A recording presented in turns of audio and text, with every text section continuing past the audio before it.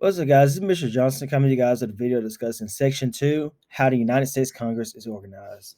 So, United States Congress has terms and sessions. So, under the 20th Amendment of the U.S. Constitution, a term of Congress begins on noon of January 3rd of every odd number year.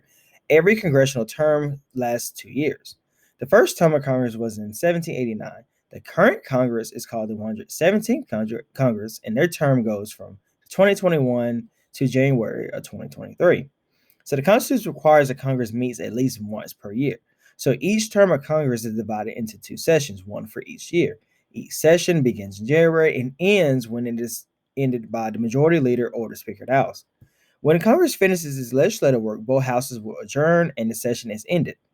In unusual circumstances, the President of the United States may call one or both houses back into a special session after they've been adjourned. This may be for matters of national security, declaring war. Maybe we're in the middle of a pandemic, anything like that. The president has the right to call Congress back.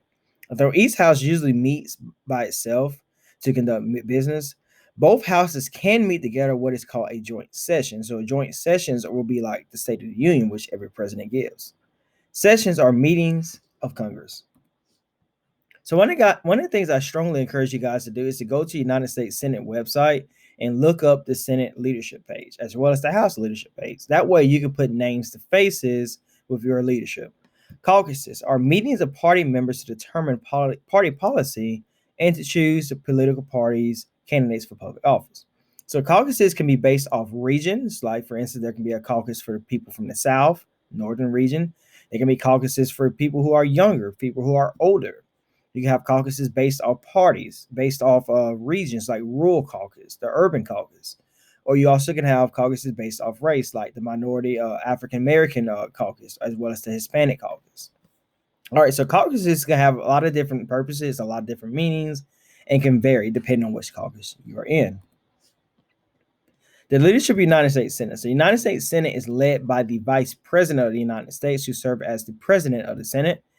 He is above the President pro tempore, the Majority Leader, and the Minority Leader. So the United States House of Representatives. The person who presides over the House of Representatives while it's in session is the Speaker of the House. The Speaker of the House, who is always the member of the majority party, is the most powerful officer in the House of Representatives. For example, no representative may speak until called on by the Speaker. The Speaker of the House also influences the order of business in the House, as well as what bills are discussed, debated, and voted on. House leadership. So the committee structure of the House of Representatives is very similar to what it would be for the Senate. There's around 24 committees, there are subcommittees, and their committee chairpersons and ranking minority members. Each committee has their own job relative to whatever region they're from. There is the Energy Committee, there's the Labor and Education Committee, there's the Armed Services Committee. There's a lot of different types of committees that deal with a lot of different varying things. House of Representatives structure. Speaker of the House is at the top, followed by the Majority Leader and Minority Leader, and then the Majority Whip and Minority Whip. Organization of the United States Senate. So the Vice President of the United States does not usually preside over the daily meetings of the Senate like he could. Instead, the majority party elects one of its members to be President pro tempore, which generally goes to one of the older members of the majority party. Pro tempore is a Latin phrase meaning for the time being. President pro tempore currently for the United States is Patrick Leahy. Majority and minority leaders.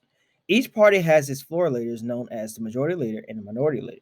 Each party's floor leader is assigned by a majority whip. The whip's job is to count votes, encourage party loyalty, and to ensure that the party's members are present for important votes. So the current leadership of the United States Senate is Senate Majority Leader Chuck Schumer from New York, Senate Minority Leader Mitch McConnell from Kentucky, and Majority Whip Dick Durbin. And that is all for Section 2. Tune in tomorrow for Section 3, the powers of the United States Congress.